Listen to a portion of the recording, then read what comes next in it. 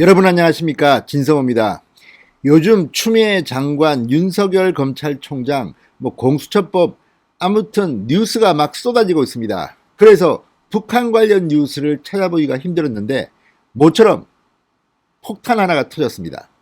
자, 북한의 김여정이 강경화 외교부 장관을 향해서 강경화의 망언이라는 극단적인 표현을 쓰면서 맹비난을 했습니다.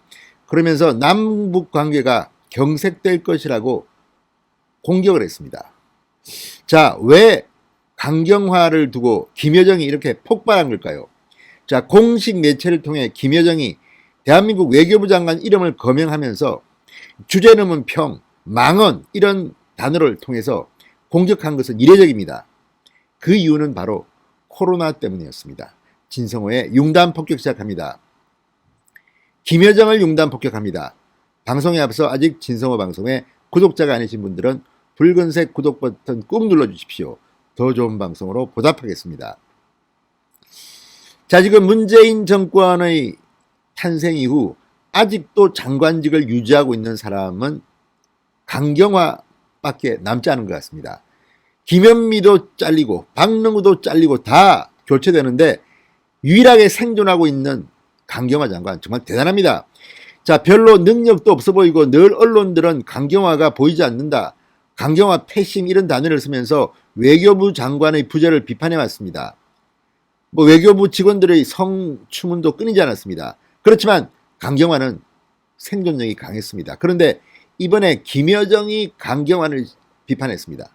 실명을 거론하면서 망언이라고 했습니다.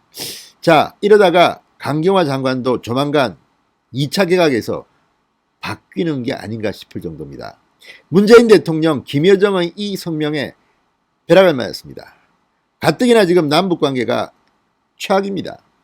문재인의 위장평화쇼는 이제 다 들통이 났습니다. 북한도 이제 문재인 대통령 응대도 하지 않습니다. 이런 가운데 터진 강경화의 발언, 도대체 무엇이길래 이렇게 김여정이 흥분하고 있는 걸까요? 들어보니까 북한이 흥분할 만은 합니다만 강경화 장관이 한 말은 틀린 게 없습니다. 너무나도 정확한 지적입니다. 왜 대한민국의 외교부 장관이 북한에 대해서 그전에는 이런 합리적인 발언을 못 해왔는지.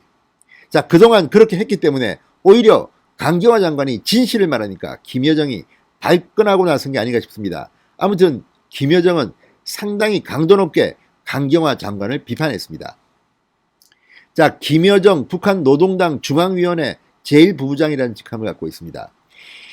강경화 외교부 장관이 우리 측의 코로나19 지원 제안을 묵살하고 있는 북한을 비판하자 이에 대해서 발끈했습니다. 그리고 이렇게 말했습니다.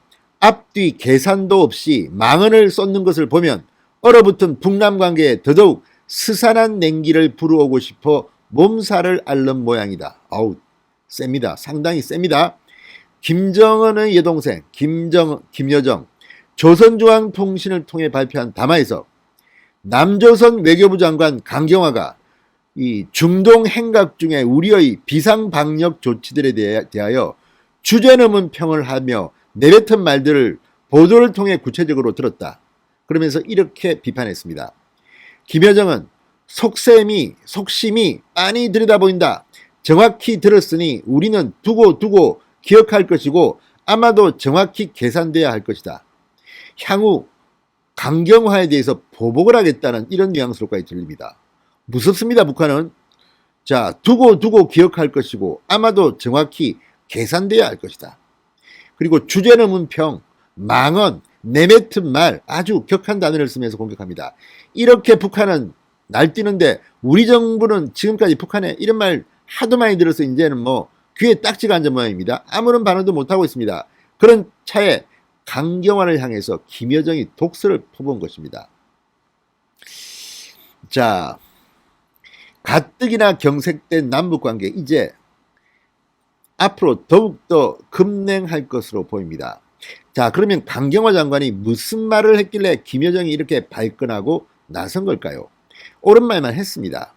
자, 강경화 장관은 지난 5일 국제전략문제연구소 IISS 초청으로 바레인에서 열린 마나마 대화 제1세션 코로나 팬데믹 글로벌 거버넌스에 참석해서 연설을 했습니다. 중동에서 한 연설이군요. 북한이 우리의 코로나19 대응 지원 제안에 반응하지 않고 있다. 이 도전이 북한을 더욱 북한답게 만들었다고 생각한다. 예를 들어 더 폐쇄적이 되고 코로나19 대응에 관해선 거의 토론이 없는 하향식 결정 과정을 보인다. 이렇게 비판했습니다. 이것도 상당히 내용은 셉니다. 그러니까 북한이 북한답게 됐다는 것은 더욱더 폐쇄적이 되고 아주 이 하향적 결정 과정, 독재라는 것을 갖다가 이런 식으로 표현했습니다. 단어는 상당히 절제됐지만 이 내용만 보면 북한이 화는 날만 합니다. 그렇지만 틀린 말이 하나도 없지 않습니까? 코로나 때문에 지금 북한을 지원하겠다는 대한민국에 대해서도 지금 말들이 많습니다. 우리도 지금 제대로 못하면서 무슨 북한 지원이냐? 이인영 통일부 장관 맹공격을 받았는데 이런 이인영의 헌신봉사, 북한 충성 이런 식의 발언에 대해서도 북한이 지금 반응하지 않고 있습니다. 이에 대해서 강경화 장관이 이렇게 표현한 것인데 북한은 상당히 열받은 모양입니다. 자, 그러면서 또 강경화 장관은 센 발언을 이어갑니다. 코로나19 확진자가 전혀 없다는 북한 주장은 믿기 어렵다. 북한은 확진자가 없다고 주장하면서도 코로나19를 통제하는 데 집중하고 있다면서 이것은 조금 이상한 상황이다. 이렇게 비꼬았습니다. 조금 이상한 상황. 그러니까 북한이 말하는 게 다 뻥이라는 걸 갖다가 이렇게 표현한 겁니다. 코로나 확진자가 전혀 없다는 북한 주장은 믿기 어렵다. 정말 믿기 어렵죠. 이런 나라가 어디 있습니까? 자, 그러면서 북한을 협상 테이블로 복귀하도록 하기 위해 미국의 차기 정부와 긴밀히 협력할 것이다. 북한은 무거운 제재를 받는 데다 코로나19라는 도전도 마주하고 있다며 북한이 경제 발전을 이루려면 국제사회와 협력해야 한다. 이렇게 북한을 압박했습니다. 강경한 말이 뭐 다 맞는데요. 뭐.